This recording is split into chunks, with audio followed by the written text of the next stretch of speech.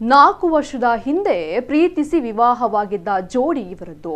ಇಬ್ರು ಕೂಡ ಇಂಜಿನಿಯರ್ ಕೆಲಸದಲ್ಲಿ ಇದ್ರು. ಆದರೆ ಇವರಿಬ್ಬರ ನಡುವಿನ ಈಗೋದಿಂದ ಸುಖವಾಗಿ ಬಾಳಬೇಕಿದ್ದ ಜೋಡಿ ಈಗ ದುರಂತ ಅಂತ್ಯ ಕಂಡಿದೆ. ಹೌದು, ದಕ್ಷಿಣ ಕನ್ನಡ ಜಿಲ್ಲೆಯ ಬೆಳ್ತಂಗಡಿ ಮೂಲದ 32 ವರ್ಷದ ಸುಮಂತ್ ಜೈನ್ ತನ್ನ ಪತ್ನಿಯಾದ 29 ವರ್ಷದ ಹುಬ್ಬಳ್ಳಿ ಮೂಲದ ಪದ್ಮಾವತಿಯನ್ನ ಭೀಕರವಾಗಿ ಹತ್ಯೆಗೈದು ತಾನು ಕೂಡ ಆತ್ಮಹತ್ಯೆಗೆ ಶರಣಾಗಿದ್ದಾನೆ.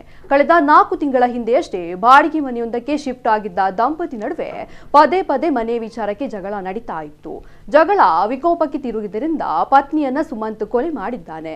ನಂತರ ತನ್ನ ತಾಯಿಗೆ ವಾಯ್ಸ್ ಮೆಸೇಜ್ ಕಳುಹಿಸಿ ಈ ಮನೆ ನನ್ನದು ಎಂದು ಹೇಳ್ತಾ ಇರುವ ಪತ್ನಿ ಜೊತೆ ಜಗಳವಾಗ್ತಾ ಇದೆ. ನಾನು ಸಾಯುತ್ತಿದ್ದೇನೆ, ನನ್ನ PF ಹಣ ಹಾಗೂ ಮನೆಯಲ್ಲಿನ ವಸ್ತುಗಳು ತೆಗೆದುಕೊಂಡು ಹೋಗುವಂತೆ ಹೇಳಿದ್ದಾನೆ. ಬಳಿಕ ಆತ್ಮಹತ್ಯೆಗೆ ಶರಣಾಗಿದ್ದಾನೆ. ಇನ್ನು ಈ ವಿಚಾರ ತಿಳಿದ ತಾಯಿ ಪೊಲೀಸರಿಗೆ ಮತ್ತು ಸಂಬಂಧಿಕರಿಗೆ ಮಾಹಿತಿ ನೀಡಿದ್ದಾರೆ. ಈ ಘಟನೆ ಬೆಂಗಳೂರಿನಲ್ಲಿ ನಡೆದಿದ್ದು, ಸದ್ಯ ಘಟನಾ ಸ್ಥಳಕ್ಕೆ ಧಾವಿಸಿದ ಪೊಲೀಸರು ಪರಿಶೀಲನೆ ನಡೆಸಿ ಈ ಬಗ್ಗೆ ಪ್ರಕರಣ ದಾಖಲಿಸಿಕೊಂಡಿದ್ದಾರೆ.